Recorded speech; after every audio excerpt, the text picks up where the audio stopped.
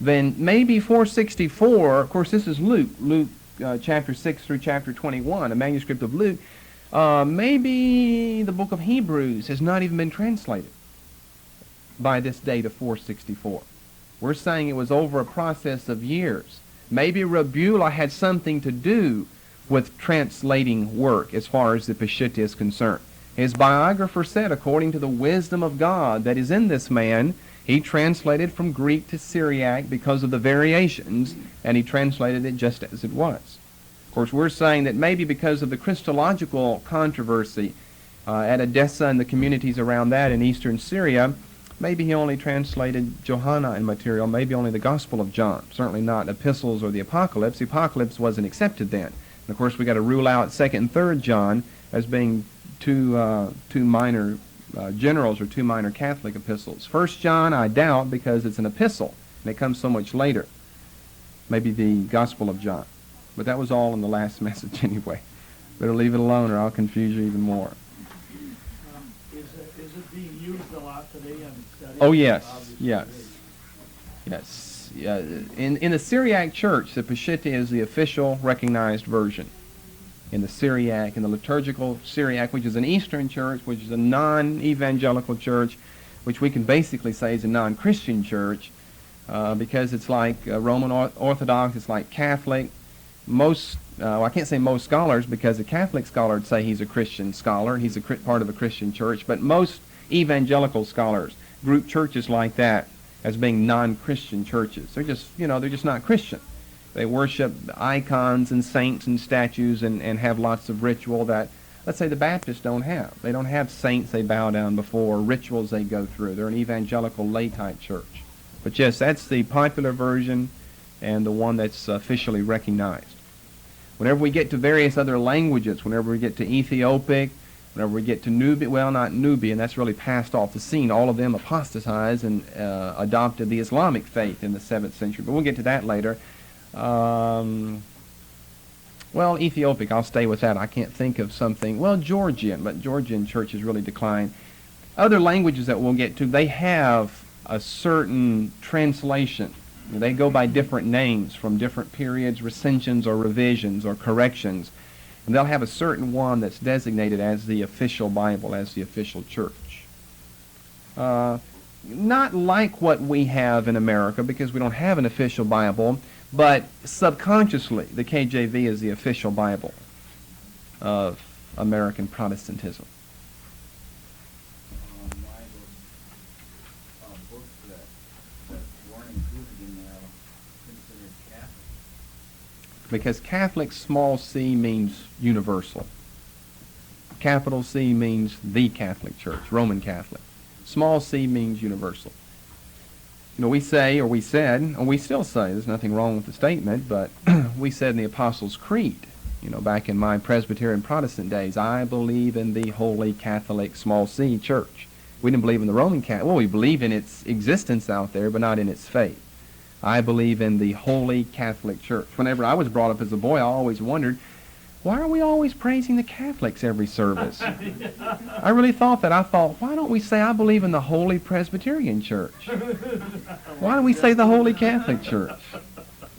So, you know how you're just brought up with ignorance and nonsense in your life. You just don't know. As soon as you get saved and you start studying a little bit, you find out it's small c and not capital C. Just a word that means general. It means general or universal. I prefer the term general because Catholic does just what it does right here in this discussion. It brings up confusion. But I'm saying we have to use the C because of this little system. If you remember this little system I'm giving you, EAPCR. Evangelists, they call them the evangelists. That means the Gospels. Because they weren't evangelists, they were apostles, basically. This would be the book of Acts, the Pauline corpus, the Catholic corpus, and the book of Revelation. Catholic, or we could call them the general, which is what I like to call them, but we have to call them Catholic here. Okay, we're going to go on to some other Syriac translations then. We're not through with Syriac. I think we'll end up spending about 2 months, 8 messages on just Syriac translations. Then we'll take off fairly quickly as we breeze through the next few until we get up to Latin, and then that will really bog down for a long time again in Latin. And then after that, we'll be into English, and we'll bog down the longest period of time in English translations. We still have three others at which to look. The first is known as the Philoxenian, the second is known as the Harclean, the third is known as the Palestinian. And we will do them in that order, beginning with Philoxenian. Basically spelled like it sounds, Philoxenian. Philoxenian.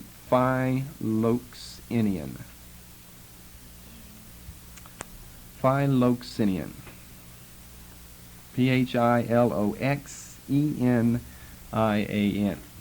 This is another area of potential great confusion and varying opinions of Syriac translations. But we'll give you succinctly here what we believe is true about the Philoxenian version. Philoxenus lived 450 to 523. That tells you one thing about the version. It's not named after a bird, but it's named after a man. Philoxenus, 450 to 523, was a leading monophysite Syrian theologian. You happen to remember what the monophysites were? Well, that's all right. We're not in theology. We're in biblical literature. A leading monophysite Syrian theologian and a bishop of Mabbug, Mabbug, name of the city.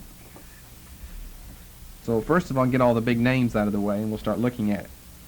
Philoxenus was a leading monophysite Syrian theologian and a bishop of Mabbug, Mabbug, the second half of the 5th, the first quarter of the 6th century A.D.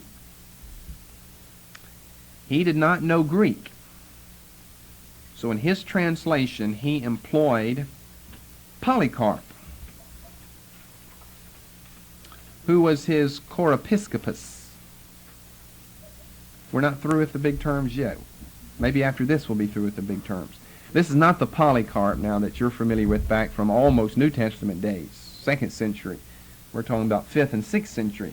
Just another man by the same name. Polycarp, who was his chorepiscopus. C-H-O-R-E, chorepiscopus. P-I-S-C-O-P-U-S. The technical term that refers to a bishop, but a lesser bishop, one whose authority and power is severely restricted by the official bishop of the territory. Really, I guess I should say this, a chorepiscopus is like a rural bishop, is as contrasted with an urban one. A rural bishop. Polycarp was a chorepiscopus, a rural bishop under the bishop of this city and therefore this area, Philoxenus. So because Philoxenus did not know Greek, then he employed his chorepiscopus Polycarp to revise the Peshitta New Testament in accordance with a group of Greek manuscripts he had with him. Now, see, here's another important thing as far as the Peshitta is concerned, because it gives us another terminus ad quem. We can go beyond 431. We can move up almost a century in time to 508 A.D. as a terminus ad quem. Or really 507, it had to be a year prior to this, but anyway, the Philoxenian version came forth in the year 508, first decade of the 6th century A.D. A revision of the Peshitta New Testament, just of the New Testament. So this primarily is what you need to know, that the Philoxenian, what is that? It's a Syriac translation. What is it? It's a Syriac translation that revises the Peshitta. Why? Well, according to Philoxenus, who was what type of theologian? A heretical one, a monophysite theologian. Why? Because he wants to improve on the theology of the Peshitta. The theology of the Peshitta is basically orthodox. It's certainly not, it certainly doesn't espouse monophysitism. With him being a monophysite bishop that he wants to, in his estimation, quote, improve upon, end of quote, the theology of the New Testament of the Peshitta. It's a very free, idiomatic translation. And that's contrasted with the Peshitta, which is very straightforward, very literal. It's a very free, idiomatic translation that for the first time in all Syriac translations that we know of contained the Syriac Antilegomena, the disputed books. The lesser Catholic epistles, 2 Peter, 2nd and 3rd John and Jude, and the Apocalypse, the book of Revelation. Peshitta doesn't have this. Diatessaron didn't have it. That's just Gospels. The old Syriac Gospels couldn't have it. That's just Gospels. So here, for the first time, and according to what we know, all Syriac translations, we have in the Philoxenian a translation in Syriac that contains the disputed books, the lesser Catholic epistles and the Apocalypse. It survives today, the Philoxenian, in practically 0 manuscripts. And I'll tell you why later on. And when it does survive, it only survives in these 5 books. The only part of the Philoxenian Syriac New Testament that is extant, and that's very little, would be these 5 books, the 4 lesser Catholic epistles and the Apocalypse. The first 4, the lesser Catholic epistles and the Philoxenian text tradition, come from a very late manuscript in the Bodleian Library in England. The date of this, incredibly enough, is 1610. That's so late it's worthless, of course. If this version was translated in 508, we're talking about 1,000 years later till we get to a time we've got part of this preserved. So it's practically worthless. Just obviously it had to be filled with variants in 1,000 years of the process of translation. Because this is translated A.D. 1610. And it was published 20 years later in 1630. Now that's just the lesser Catholic epistles, 2 Peter, 2nd and 3rd John, and Jude. Revelation dates from around this time, maybe a little bit earlier. It first appears in print, however, 3 years later in 1633. We don't know exactly what manuscript they used for Revelation in 1633, but it appeared in what we call the Paris polyglot. What's a polyglot? Many tongues. So what would that say about a Bible translation with several translations in several different languages? The Paris polyglot. Revelation is now known to exist in an early 13th century manuscript, 1200s.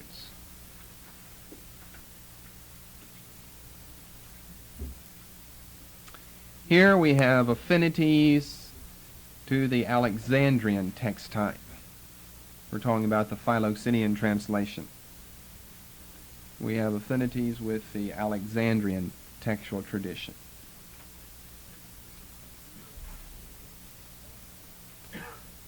Okay, we don't know a lot about Philoxenian. We know about the man. We know about the date. We know very precise on the date. Notice 508. We're fairly precise. Of course, precise on that and not precise on the Peshitta at all. But when it's preserved, it's only preserved in either one of these 4 lesser Catholic epistles, 2 Peter, 2nd and 3rd John or Jude, or in the Apocalypse, the revelation of the Apostle John. I'll explain more about that here in a moment. That brings us then to another Syriac translation, and that is known as the Harclean. Harclean.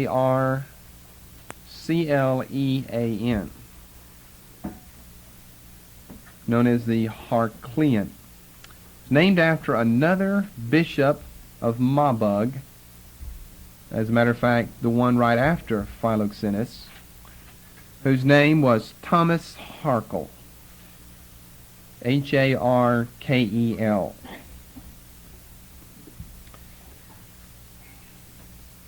Now sometimes you'll see the name spelled when we're talking about the translation Harclean, Harklean, because his name was spelled with a K. But it was K-E-L, his name, and not K-L-E, as sometimes you'll find. But generally you'll find it spelled with a C. It would be spelled Harclean, and his name Harkel. He was the bishop that succeeded in the bishopric of Marburg after Philoxenian. And I gave you his dates earlier, so he's right after that. Now, what exactly do we have on our hands with Harclean? Two theories have been proposed concerning this translation, and the theories have been proposed because of the obvious, very definite connection between the Harclean Syriac translation and the Philoxenian. And we've already said that there's a definite connection between the Philoxenian and the Peshitta, in that the Philoxenian is a revision based on the theories of monophysitism. It's a revision to improve upon, quote-unquote, the theology, the orthodox theology of the Peshitta. So we know there's a connection, in other words, between the Philoxenian and the Peshitta, because the former of those is an attempted revision, theological revision of the latter, the Philoxenian of the Peshitta. There's also a very definite and a very obvious connection between the Philoxenian translation and the Harclean. There are two different theories existing today to explain this connection. First of all, we'll look at one theory then the other. First of all, you'll have many well-known scholars casting their weight on the side of this first theory, that all the Harclean is a reissuing of the Philoxenian translation with added marginalia, because we do have marginalia in Harclean that we don't see in Philoxenian. So that's one of the theories as to the origin and the connection of the Harclean with the Philoxenian. That the Harclean is just a reissuing of the Philoxenian with added marginalia. Now, if that's true, then we're just dealing with one version. You see, there'd be no difference between the versions, and the Harclean is the same as the Philoxenian. It's just a reissuing of it, but it's adding into the margins various critical signs and references and symbols.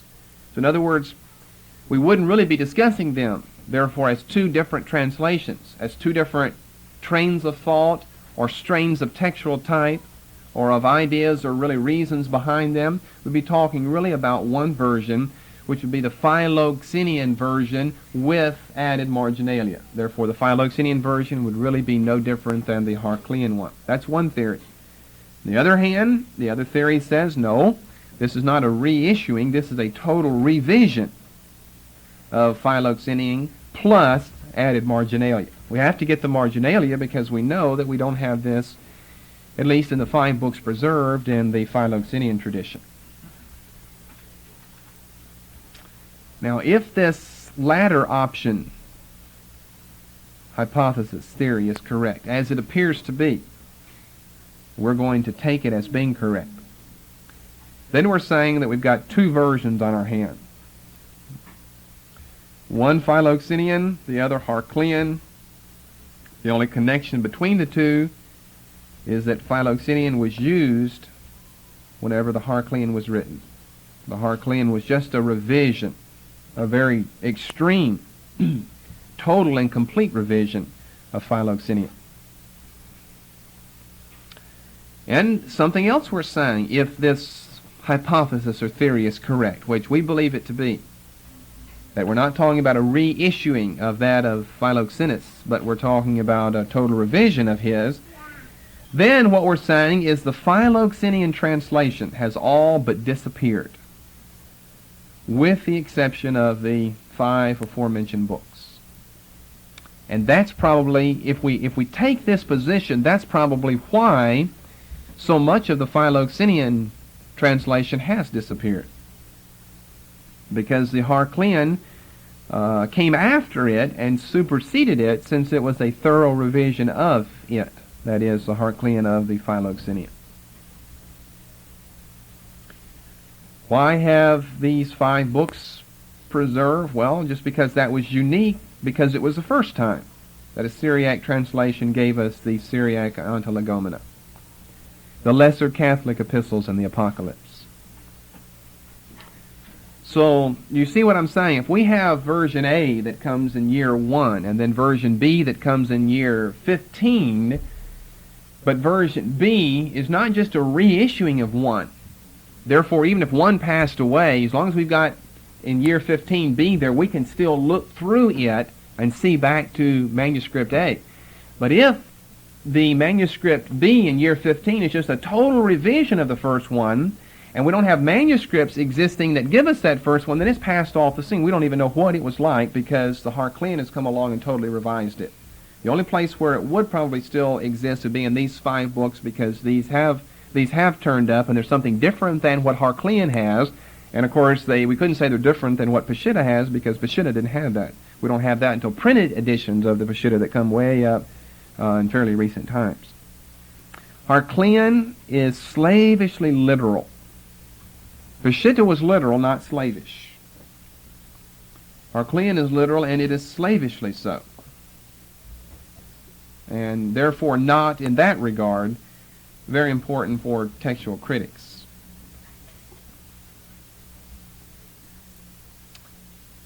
It is significant, however, for its extensive marginalia.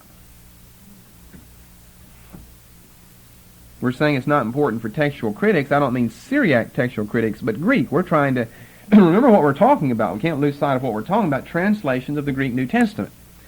And if this is a slavishly literal translation, but it's a revision of what we've had earlier in Philoxenian, then maybe what we're going to get sounds more Syriac than it does Greek. And therefore, that's not going to help us to work our way through it back to the Greek New Testament and back to Greek translations. But it is significant because of the extensive marginalia that it preserves. The marginal readings in Acts are the second most important witness to the Western text type. That's how important it is, the Harclean version, behind Codex Bezique, one of the Greek codices that we've discussed much earlier. The marginalia of Luke in writing Acts are the second most important witness, behind Codex Bezique, to the Western text type.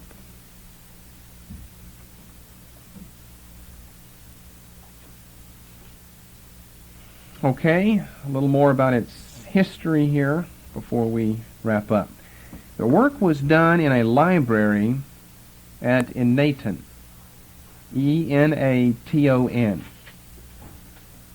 We know this from historical references to it. In a library in Enaton, E-N-A-T-O-N, which was a place near Alexandria. So it was done in Egypt, not in Syria. It was done by Thomas Harclean with several Greek manuscripts that were in existence in Alexandria. Now, something else that you may find a little interesting about Harclean, we said, first of all, there's a connection between it, because it's a revision of, between it and the Philoxenian translation. There's also a connection between it and the Syro-Hexaplar. Before we go any more, let's just review here real quickly so make sure we're not confused here. What's the date for the Peshitta? What's an approximate date? 5th century, so 450, something like that, maybe 450. What's the date of Philoxenian?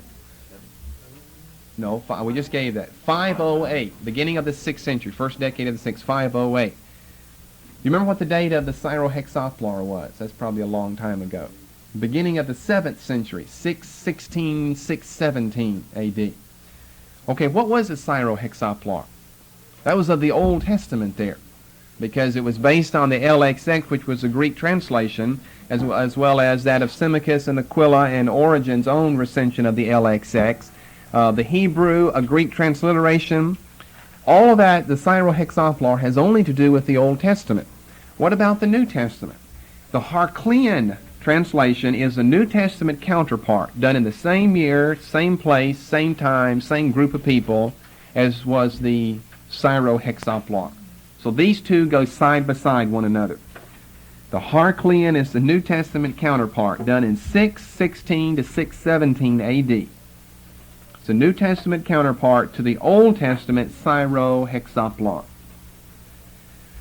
The Syro-Hexaplar, of course, was done by Bishop Paul of Tella in Mesopotamia, T-E-L-L-A. We've already discussed the Syro-Hexaplar before. The New Testament work was done by Bishop Harclean, Bishop Thomas Harclean of Mabbug, M-A-B-B-U-G. And it's interesting that there is even a note in Bishop Paul of Tella's work. Bishop Paul of Tella is the one who does the Old Testament. In other words, it's kind of divided up. We divide the Bible up. Bishop Paul of Tella will do the Old, and Bishop Harclean of Mabbug will do the New. There's even a note in Bishop Paul of Tella's work that one Thomas, all we're given is the first name, that one Thomas helped him in the translation of Kings. That'd be 1st and 2nd Samuel, 1st and 2nd Kings, of course. Books of Kings, 1 and 2 Kings, which would be all 4 of those English books. And of course it's assumed, and probably rightly so, that this Thomas is none other than Thomas Harclean, who gave us the Harclean translation and probably gave us 1st and 2nd Samuel, 1st and 2nd Kings in the Syro-Hexaplar. Okay, we said the Peshitta survives in 4 to 5 to 600 manuscripts. Philoxenian in practically 0 manuscripts. Harclean survives in about 60 manuscripts. The oldest of those dating from the 7th century. Same century in which the work was originally done, thus it must have been very close to the autograph.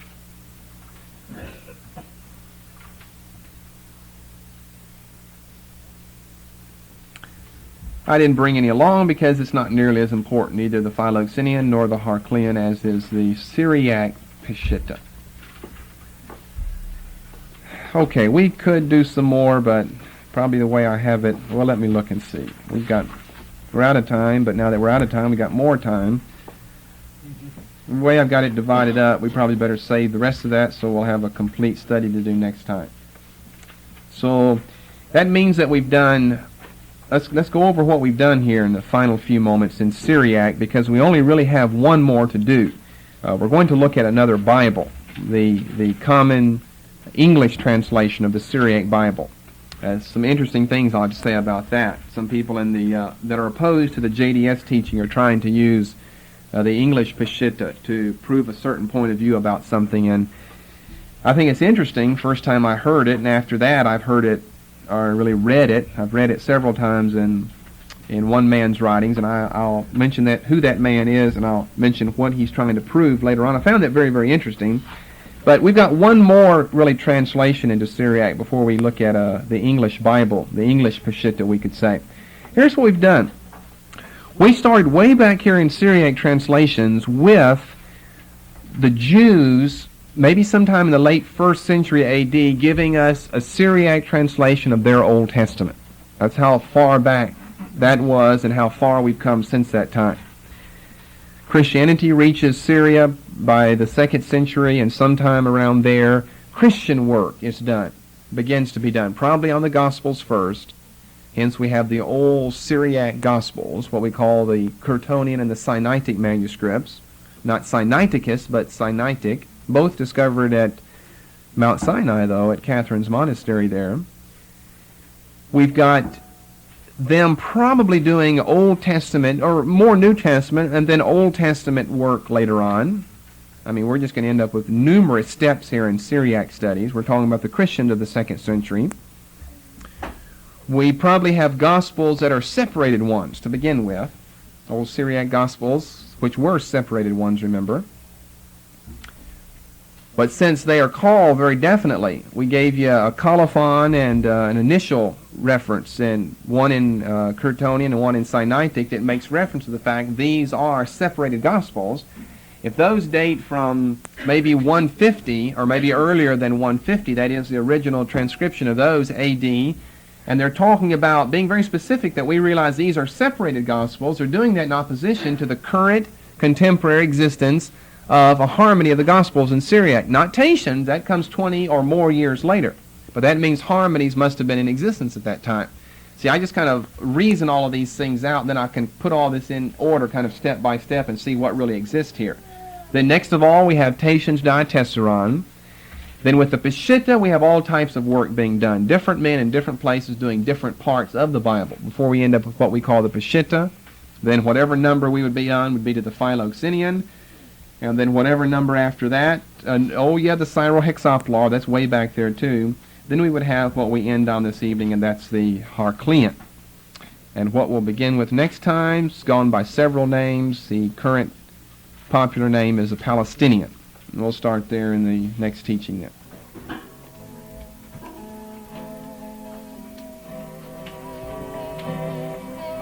We are the family of God. Yes, we are the family of God. And we care for each other as sister and brother. We are the family of God. We are the light of the world. Yes, we are the light of the world. And we care for each other as sister and brother. We are the light of the world. We are the salt of the earth. Yes, we are the salt of the earth. And we care for each other as sister and brother. We are the salt of the earth. We bring the good news to man. Yes, we bring the good news to men. And we care for each other like sister and brother. We bring the good news to men. We are disciples of Jesus. We are disciples of Jesus. And we care for each other like sister and brother. We are disciples of Jesus. We are the family of God. Yes, we are the family of God. And we care for each other as sister and brother. We are the family of God. We are the light of the world. Yes, we are the light of the world. And we care for each other as sister and brother.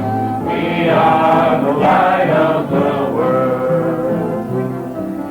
We are the salt of the earth. Yes, we are the salt of the earth. And we care for each other like sister and brother. We are the salt of the earth. We bring the good news to men. Yes, we bring the good news to men. And we care for each other like sister and brother. We bring